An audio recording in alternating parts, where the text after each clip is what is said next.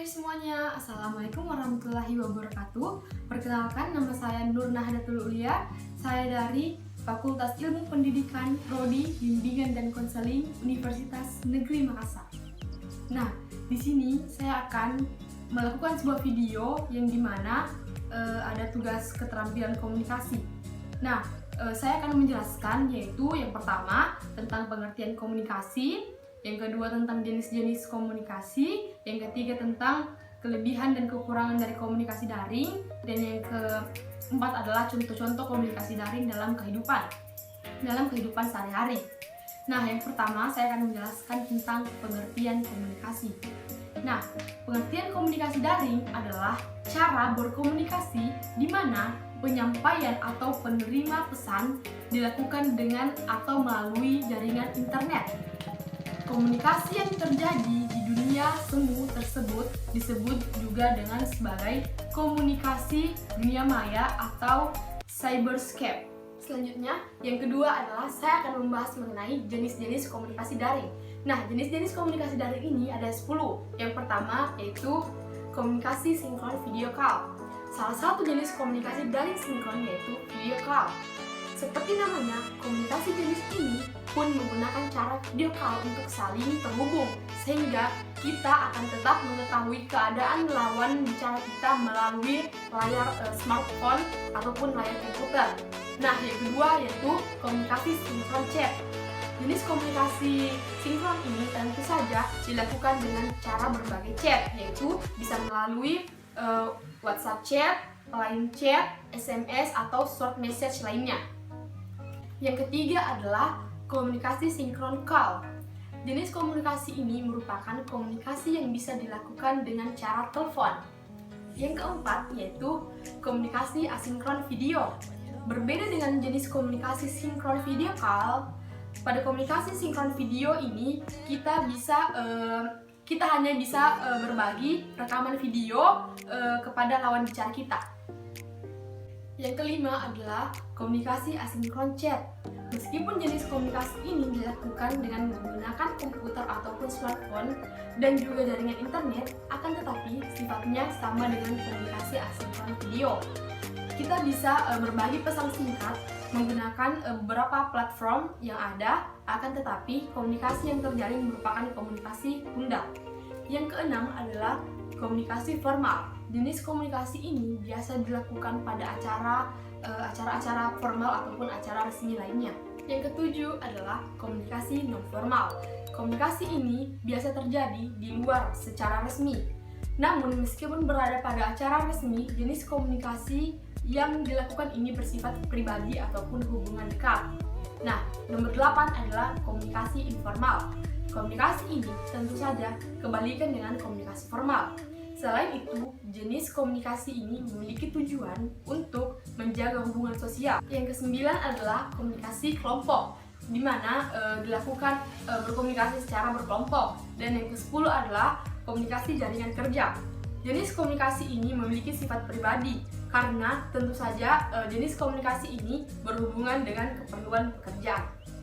Nah, yang ketiga, selanjutnya saya akan menjelaskan mengenai kelebihan dan kekurangan di dalam komunikasi daring.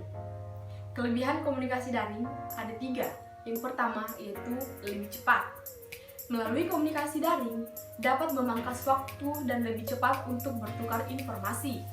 Selain itu, bisa lebih cepat dan efisien untuk menghubungi mitra bisnis ataupun kerabat. Karena dapat berkomunikasi dengan siapapun di seluruh dunia melalui email dan pesan teks secara instan. Internet juga telah menyediakan komunikasi video call atau biasa disebut dengan tatap muka di dunia maya.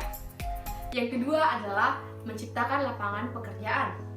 Teknologi juga menciptakan lapangan pekerjaan baru bagi beberapa bidang seperti analisis sistem, program komputer, perencanaan web, pengembangan perangkat keras dan perangkat lunak, dan banyak peluang baru lainnya yang diciptakan oleh teknologi komunikasi informasi atau TIK. Yang ketiga adalah perbaikan sektor pendidikan. Internet telah menciptakan berbagai program komputer untuk digunakan dengan generasi yang berbeda di berbagai belahan dunia. informasi penting seperti fakta kesehatan, bisnis, lingkungan dengan mudah tersedia dan dapat diakses oleh siapapun melalui jaringan internet. Selanjutnya adalah kelemahan komunikasi daring.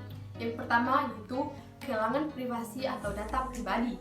Meskipun internet telah membuat komunikasi menjadi lebih mudah, lebih cepat, dan nyaman, masalah privasi telah muncul dari peretasan email hingga intersepsi sinyal telepon. Semakin banyak orang semakin bermasalah dengan informasi pribadi mereka. Nomor 2 yaitu berkurangnya kesadaran berbudaya. Meskipun internet telah menjadikan alam semesta sebagai desa global, beberapa budaya telah mengkonsumsi budaya lainnya. Namun, mengakses internet berlebihan dapat menjadikan generasi muda tidak mengenal budaya asli mereka dan mengadopsi budaya-budaya dari luar. Yang ketiga adalah menyita konsentrasi. Melaksanakan komunikasi daring tidak pada tempat dan waktu yang tepat dapat mengabaikan waktu, menunda hal yang lain, bahkan membahayakan orang lain maupun diri sendiri. Nah, di sini yang keempat selanjutnya saya akan membacakan atau menjelaskan tentang contoh-contoh komunikasi daring di dalam kehidupan sehari-hari. Nah, di dalam semua yang tadi saya sebutkan ada dua jenis komunikasi yang sangat diperlukan atau sangat berpengaruh bagi kehidupan sehari-hari. Yang pertama yaitu komunikasi sinkron. Nah, komunikasi sinkron sendiri adalah komunikasi pembelajaran yang dilakukan dengan sistem komunikasi real time. Jadi, dosen bisa menyampaikan materi di dalam kelas secara langsung kepada para mahasiswanya. Dengan demikian, meskipun dilakukan secara online, dosen masih tetap bisa melakukan pembelajaran secara virtual melalui media sosial online. Nah, menurut UES, pembelajaran melalui komunikasi sinkron ini terbagi menjadi dua, yaitu yang pertama, ruang belajar tatap muka. Ruang belajar tatap muka ini biasa sebelum pandemi, yaitu melalui face-to-face antara dosen dan mahasiswa. Dan yang kedua yaitu ruang belajar tatap maya, yaitu yang dilakukan seperti saat ini. Nah, contoh dalam kehidupan sehari-hari selanjutnya yaitu komunikasi asinkron. Komunikasi asinkron adalah komunikasi pembelajaran yang dilakukan dengan tidak serempak, artinya dosen memberikan materi yang bisa dijelaskan referensi mahasiswanya. Materi tersebut bisa dipelajari ulang oleh mahasiswa baik berupa PPT, PDF maupun video. Nah, menurut UES, komunikasi asinkron ini terbagi menjadi dua, yaitu ruang belajar mandiri dan juga ruang belajar kolaboratif, yang dimana semua digunakan dalam kehidupan sehari-hari kita. Sekian dan terima kasih, semoga penjelasan saya dapat dimengerti. Assalamualaikum warahmatullahi wabarakatuh.